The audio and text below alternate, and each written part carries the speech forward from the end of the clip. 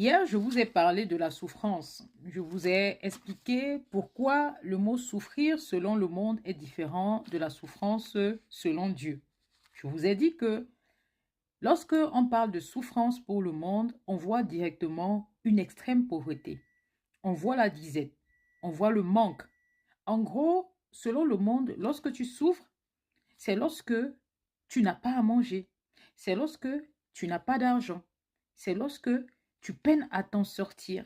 Et donc, tu vis dans la peur du manque, la peur de ton lendemain, en fait.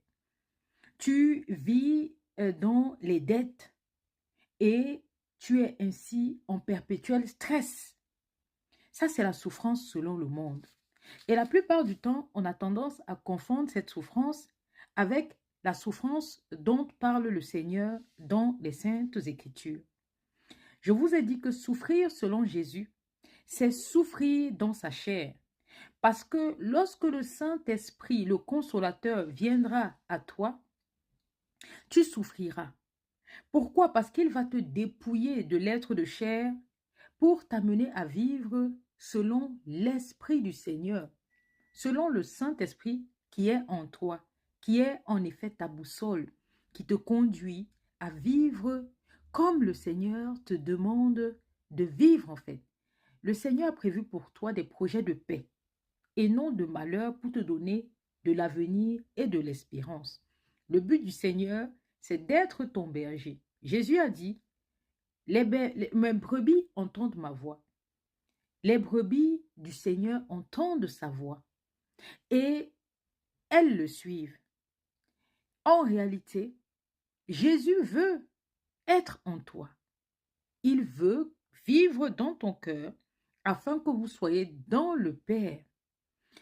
On doit être tous des enfants du Seigneur. Jésus-Christ est la parole.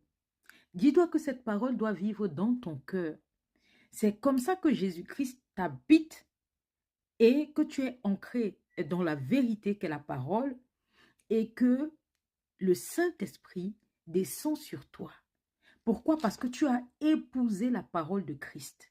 Et donc, il te donne l'assistance.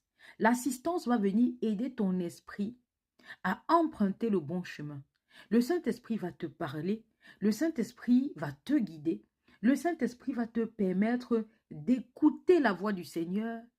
Comme il te dit, mes brebis entendent ma voix.